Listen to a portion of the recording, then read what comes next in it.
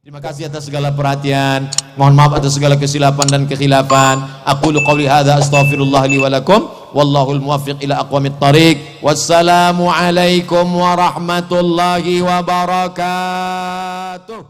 Jadi anak-anak kita amat sangat bisa. Pak Ustadz, kami nggak bisa bahasa Inggris. Bahasa Inggris perubahannya cuma berapa? Go, going, gone, when.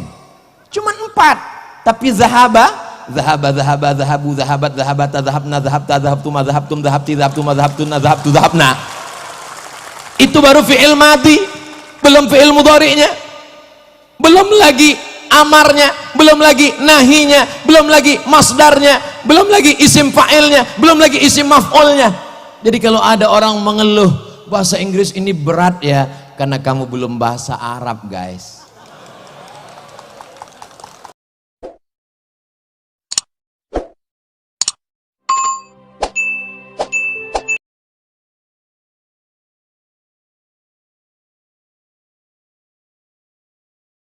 Maulaya salli wa sallim daiman abada ala habibika khairil khalqi kullihim. Boleh dihidupkan lagi, takutnya nanti pulang miss call masuk baterai habis. Apa tadi yang dibacakan Ustadz Somad itu? Sholawat. Sholawat dari siapa? Imam Al-Busiri. Dia tinggal di mana? Di sebuah kota bernama kota Alexandria yang didirikan oleh Alexander the Great. Kota itu 200 km dari Kairo. Kalau tidak percaya, ukur sendiri. Anak-anak kita ketika nanti akan pergi ke Makkah melaksanakan tawaf sa'i dan umrah, mudah-mudahan mampir ke Iskandaria berziarah ke makam Imam Al-Busiri.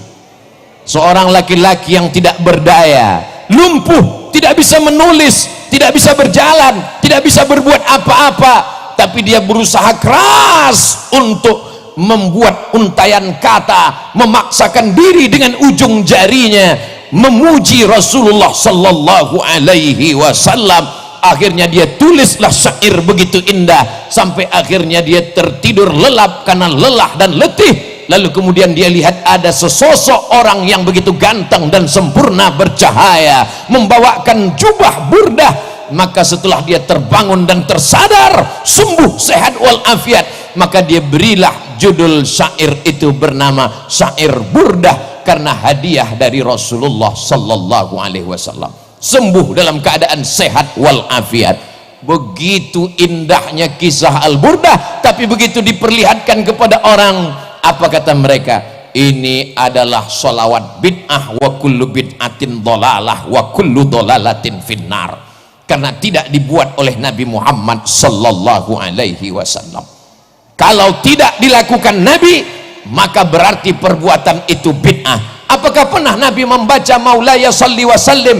Apakah pernah Nabi membaca salawat burdah? Tidak pernah. Kalau begitu maka perbuatan ini bid'ah, wa kullu bid'atin dhalalah wa kullu dhalalatin finnar. Sorga yang seluas langit dan bumi isinya cuma 3 aja, dia, istrinya, sama mertuanya. Berbahaya kalau kita tidak kembali kepada kitab kuning. Baca Sahih Bukhari, baca syarahnya yang ditulis oleh Al-Hafiz Ibnu Hajar Al-Asqalani, Fathul Bari namanya. Ditambah lagi Imam Al-Qastullani, ditambah lagi Imam Badruddin Al-Aini. Saya baca Sahih Muslim, Pak Ustadz, kamu nggak paham. Baca syarah penjelasannya, ditulis oleh Imam An-Nawawi dalam kitab Al-Minhaj, syarah Sahih Muslim Ibn Al-Hajjaj.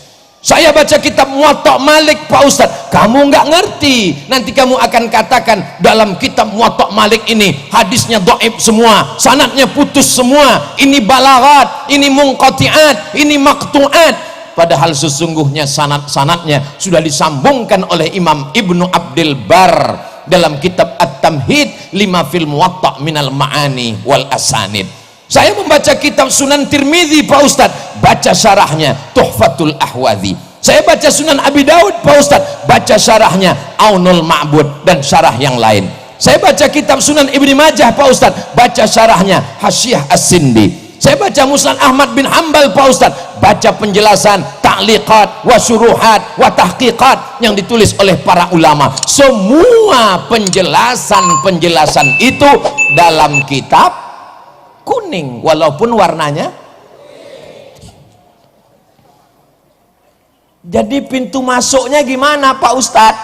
Kita masuk hotel, ada kolam renang, ada tempat minum, ada tempat sarapan, ada kamar, ada tempat olahraga, tapi satu kunci pintu masuknya adalah bahasa Arab, dan bahasa Arab kuncinya adalah nahwu, sharaf, balaghah, ma'ani, bayan. Insya Allah itulah yang dipelajari selama 227 tahun, selamat dari perpecahan insya Allah.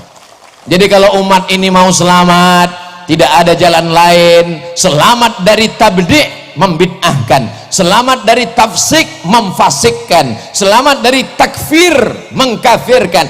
Dia akan kembali kepada sunnah, dan sunnah itu adalah Quran, hadis. Tapi dia lupa satu lagi, al ulama warasatul anbiya. Kita kembali ke hadis. Hadis itu apa? Ma udhifa ila Nabi sallallahu alaihi wasallam min qaulin aw fi'lin aw taqririn aw sifati khalqiyatin wa khuluqiyatin min ba'di bi'satihi ila wafatihi sallallahu alaihi wasallam. Ucapan, perbuatan, ketetapan, sifat fisik, sifat bawaan sejak dia lahir, diangkat menjadi rasul sampai meninggal menghadap Allah Subhanahu wa taala. Kamu ketemu dengan Nabi? Enggak. Lalu dari mana kamu tahu sunnah? Dari Sahih Bukhari. Sahih Bukhari itu orang? Iya. Ulama? Iya. Kenapa kita ikut ulama? Tapi katanya langsung ke Quran dan sunnah. Oh iya ya. Imam Bukhari apa ketemu dengan Nabi? Tidak. Imam Bukhari meninggal tahun 256, Nabi meninggal tahun 11. Dari 256 ke 11 banyak. Jadi kalau begitu Imam Bukhari dapat hadis itu dari mana? Dari gurunya. Namanya siapa? Abdullah bin Maslamah. Abdullah bin Maslamah dapat dari siapa? Dari Imam Malik bin Anas. Malik bin Anas dapat dari siapa? Dari Abu Zinad. Abu Zinad dapat dari siapa? Dari Al-A'raj. Al-A'raj dapat dari siapa? Dari Abu Hurairah. Abu Hurairah dapat dari siapa? Dari Nabi. Bersambung sanadnya. Kalau putus di atas namanya mu'allaq, kalau putus di bawah di atas namanya mursal, hilang sahabat. Kalau hilang sanadnya dari penulis kitab ke atas namanya mu'allaq. Kalau putusnya berurut-urutan namanya mu'dal. Kalau putusnya tidak di atas, tidak di bawah, tidak di tengah namanya munqati. 2 SKS 16 tatap muka. Potong tatap muka pertama, potong mid semester, potong UAS, ujian akhir semester. Apakah mungkin belajar hadis tafsir dalam 16 tatap muka? Sementara mereka belajar Imam Malik, apa kata Imam Malik? Aradtu kitabi hadza ala sab'ina min fuqaha'il Madinah.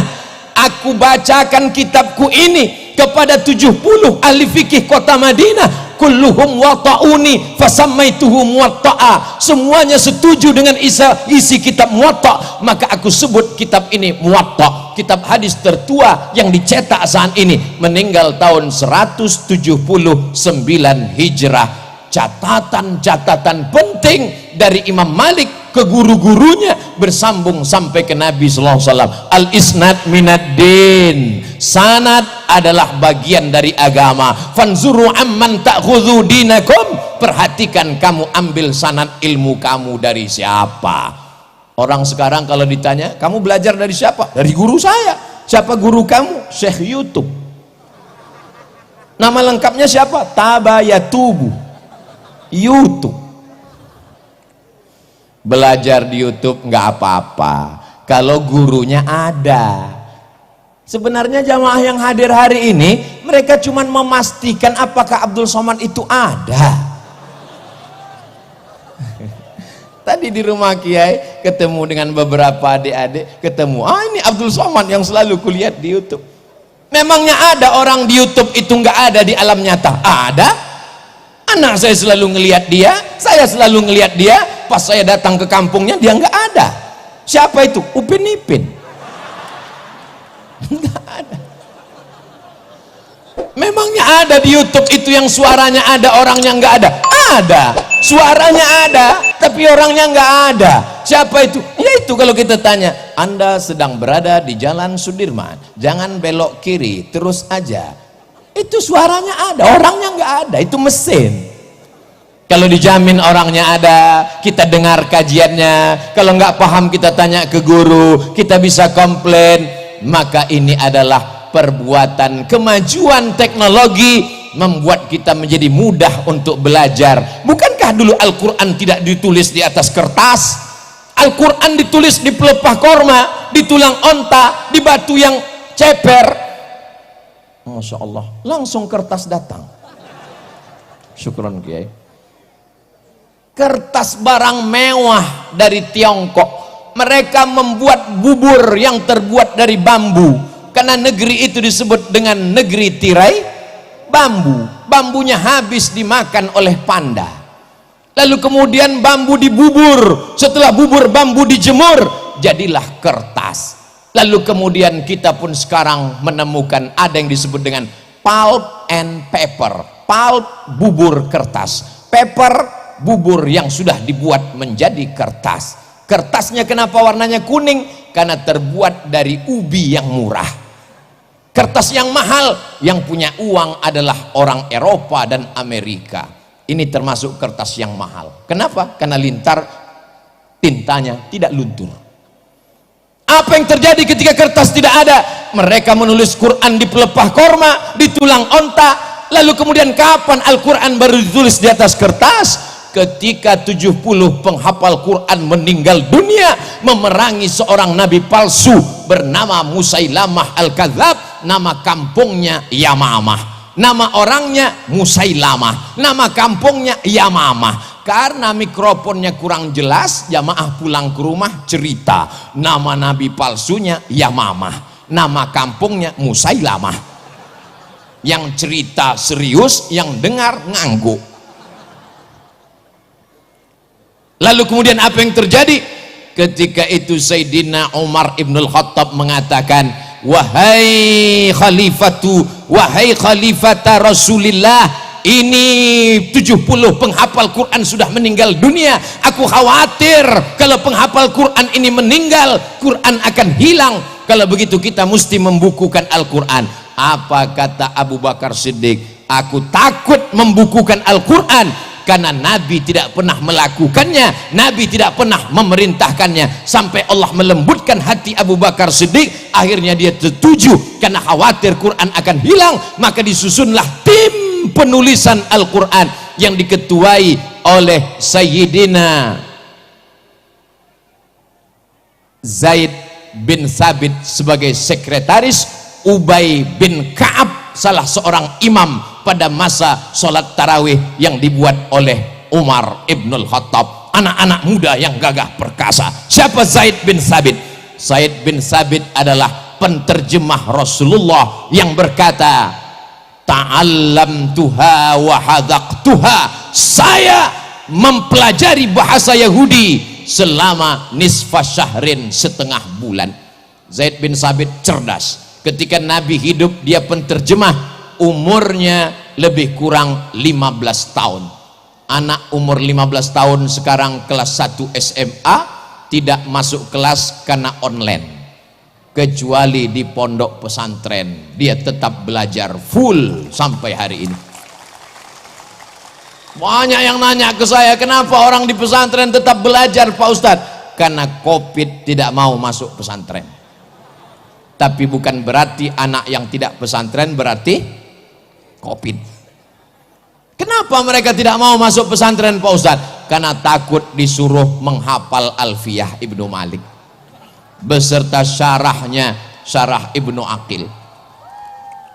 Pintu untuk masuk ke kitab-kitab kuning ini adalah bahasa. Diawali dari yang paling kecil, disusun ulama dari ujung dunia, tempat tenggelamnya matahari. Orang Arab menyebutnya Maghrib karena tempat tenggelam matahari. Sebelum Christopher Columbus menemukan benua Amerika, orang menganggap itulah tepian dunia. Negeri itu disebut dengan Maghribi, sekarang disebut dengan Maroko.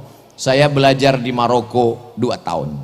Lalu kemudian setelah pulang ditanya, Ustadz dulu kuliah di mana? Maroko. Dekat dengan Merauke Pak Ustadz. Salah seorang ulama besar bernama Imam Al-Ajurrumiyah menuliskan dengan tinta emas syair-syair mutun nazam supaya mudah dihafal. Setelah itu kemudian dilanjutkanlah anak-anak belajar Al-Kawakibud Durriyah, mereka belajar Imriti, mereka belajar Alfiyah, dibacakan syarahnya, akhirnya mereka pun bisa membaca kitab. Enaknya anak SMP sekarang datang, kamu di mana? Pesantren. Kampungan. Anak pesantrennya sabar, dia nanya dengan lembut, kamu di mana? Sekolah umum. Belajar agama sekali sebulan. Pelajaran intinya apa? Fisika, kimia, biologi, matematika, bahasa Inggris. Wow, amazing. Kamu di pesantren pelajarannya apa? Catat baik-baik ya. Ya, nahwu, sharaf, balaghah, ma'ani, mantik, bayan, fikih, qawaidul fikih, usul fikih, hadis, mustalah hadis, rijalul hadis, tajwid, arud qawafi, tafsir, ulumul Quran. Stop, enough. Pesantren ini berat guys, biar aku aja.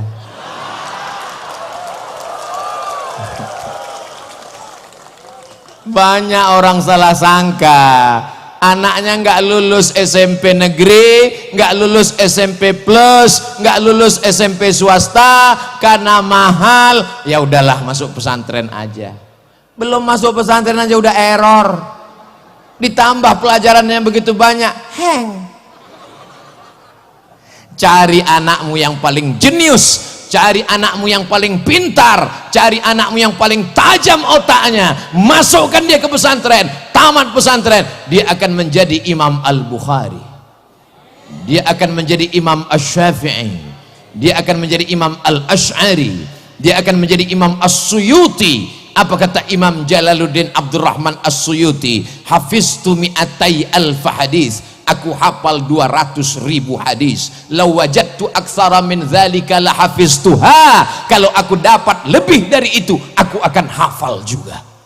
Ini banyak orang sekarang begitu enaknya ngomong, Imam Syafi'i manusia, saya manusia. Imam Syafi'i makan, saya makan. Imam Syafi'i nikah, saya lebih banyak. Imam Syafi'i itu tidur, saya juga tidur. Kalau Imam Syafi'i boleh baca Quran mengeluarkan hukum, saya juga bisa baca Quran dan mengeluarkan hukum. Orang yang begini jangan dimarahi, cuman tanya aja lembut-lembut sambil berbisik, udah ngopi belum?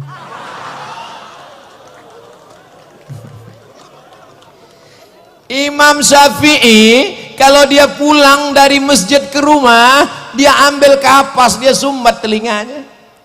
Sampai ke rumah orang nanya, kenapa disumbat? Karena kalau aku buka, semua yang aku dengar dari rumah sampai ke masjid, aku hafal. Oh, saya nggak percaya Pak Ustadz, kalimat Ustadz terlalu mengada-ada. Mana ada manusia yang secerdas itu? Cari aja di YouTube, www.youtube.com. Buat di situ tes IQ tertinggi internasional, akan dites manusia tercerdas di dunia di zaman sekarang.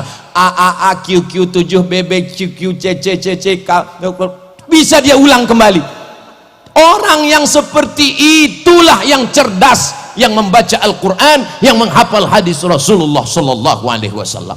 Jangan karena tidak bisa lalu dikatakan tidak ada. Tapi bukan berarti karena anak kita tidak secerdas itu lalu besok rame-rame narik anaknya dari pesantren. Anak-anakku yang sudah berada di pesantren, belajar kitab kuning, banggalah menjadi anak pesantren. Bangga apa tidak bangga? Mengalir pahalanya sampai hari kiamat anakku. Tapi saya mau jadi polisi Pak Ustadz. Emang saya nanti kalau pesantren punya ijazah? Loh, anak pesantren baca kitab, tapi mereka juga punya ijazah formal. Tapi setelah selesai sanawiyah 3 tahun, aliyah 3 tahun, mereka nggak pulang kampung. Pas ditanya, nggak pulang? Enggak. Kenapa? Kitabnya belum khatam. Lebih sayang kitab daripada ijazah formal. Ijazah formal bisa didapatkan dengan paket A, paket B, paket C, tapi baca kitab dia mesti dibaca berulang-ulang, didengarkan, ngantuk dikit salah baca. Kitabnya bagus, tapi karena bahasa Arab ini begitu banyak, tulisannya mirip, cara bacanya beda. Al-jannah, al-habbah, al-junnah, al-jinnah, itu tulisannya sama semua. Makanya jangan baca kitab yang sudah digigit rayap. Nyari obat dari kitab lalu tulis. Sebetulnya kitab itu tulisannya habbatun sauda, tapi karena digigit rayap tulisannya hayatun sauda. Ular hitam dia tangkap, memang nggak sakit, mati langsung. Kalau ada dokter-dokter spesialis, ujian akhirnya sebelum buka praktek, dia mesti bisa bahasa Latin. Kenapa? Karena buku-buku kedokteran diambil dari bahasa Latin, dari bahasa Yunani, lalu diterjemahkan ke dalam bahasa Arab. Saya melihat 2 jilid di perpustakaan Darul Hadis Maroko, ditulis oleh Ibnu Sina. Tapi karena orang bule, orang barat susah baca Ibnu Sina, mereka baca Avicena. Lalu kemudian apa yang terjadi? Setelah itu mereka terjemahkan. Judul bukunya Al-Qanun Fit-Tib, Al-Qanun, undang-undang Fit-Tib kedokteran, diterjemahkan ke dalam bahasa Inggris The Canon of Medicine. Jadi anak-anak kita amat sangat bisa. Pak Ustadz, kami nggak bisa bahasa Inggris. Bahasa Inggris perubahannya cuma berapa? Go, going, gone, when. Cuma 4. Tapi zahaba, zahabu, zahabat, zahabata, zahabna, zahabta, zahabtuma, zahabtum, zahabti, zahabtuma, zahabtuna, zahabtu, zahabna. Itu baru fi'il madi, belum fi'il mudhari'nya, belum lagi amarnya, belum lagi nahinya, belum lagi masdarnya, belum lagi isim fa'ilnya, belum lagi isim maf'ulnya. Jadi kalau ada orang mengeluh bahasa Inggris ini berat ya, karena kamu belum bahasa Arab, guys.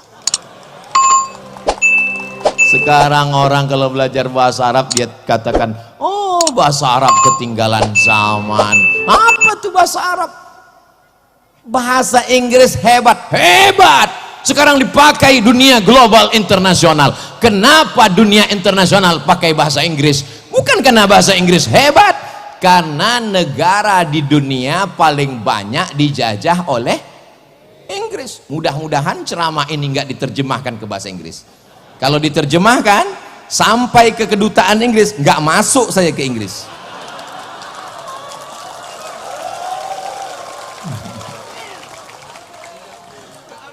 Apa apa maknanya? Maka bahasa Arab itu disebut dengan lughatud dhad. Kenapa bahasa dhad? Karena tidak ada huruf dhad. Dalam bahasa Inggris ada huruf shin. Ada? Masa ada huruf shin dalam bahasa Inggris? Ada. Mana? Workshop, shopping center, sheriff. Ada dalam bahasa Inggris huruf tha. Ada. Health. How about your health? WHO itu singkatan dari World Health Organization.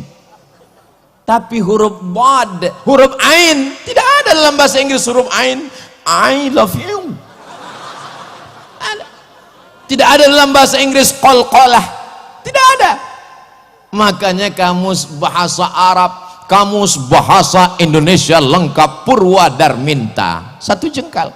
Tapi kamus Ibnu Manzur Lisanul Arab, kamus bahasa Arab, dulu ketika di pondok baru pakai kamus Munjid fil lughati wal a'lam, bangganya luar biasa. Dibawa ke masjid, sampai di masjid rupanya untuk bantal.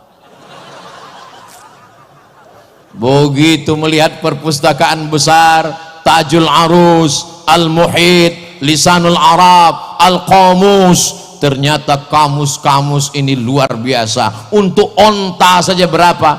An-naqah, Al-ibil, begitu banyak kata-katanya. Al-jamal, mohon maaf Pak Jamal, jangan tersinggung. Tapi nama suami saya Jamal, itu pakai alif, Al-Jamal. Dalam bahasa Inggris, mau panjang mau pendek nggak ada beda. What are you doing? Nggak ada beda. Tapi dalam bahasa Arab berbeda panjangnya, berbeda intonasinya, berbeda maknanya. Suatu ketika saya pulang dari airport naik taksi. Lalu kemudian kawan saya nanya ke supir taksi, ya sawa, enta arif tarik? La, ana la arif. Gara-gara alifnya dia pasang tarik, padahal yang betul mestinya dia tanya, enta arif tarik? Kamu tahu jalan nggak? Gara-gara alifnya dia pasang di tengah, akhirnya supir bilang, enta arif tarik? La, ana mus arif tarik. Tarik nama orang. Beda panjang pendek. Aina tadhhabu ya akhi? Ilal matar. Matar hujan. Mestinya pakai alif. Ilal matar. Tapi tidak selamanya juga mesti ketat seperti baca tajwid. Kalau tanwin ketemu dengan waw, mesti idgham, dimasukkan ke dalam. Akhirnya dia baca. Begitu kita datang ke rumah dia, ahlan wa sahla. Nah, itu hanya dalam bahasa Arab. Kebetulan saya punya teman, saya punya kawan, dulu waktu latihan bahasa Arab mau ke Mesir dia baca ahlan wa sahla. Sekarang sudah doktor, nama nggak boleh disebut, menjaga kode etik jurnalistik. Setiap saya ketemu sama dia, doktor jurusan bahasa Arab, kalau ketemu sama dia ahlan wa sahla.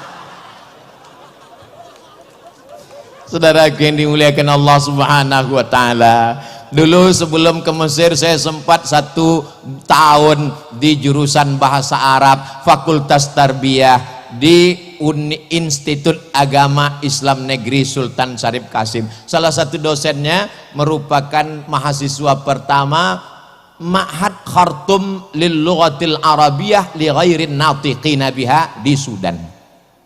Kenapa Bapak ke sana, Pak? Karena di sana bahasa Arab. Gimana belajar waktu di sana, Pak? Saya sampai di sana, kata dia, belajar lagi mengucapkan huruf-huruf. Masa S2 belajar huruf lagi? Ternyata penyebutan huruf kita salah, kata dia. Lalu saya penasaran, salahnya di mana? Kami di kelas dikasih kapas, 1 orang 1 kapas.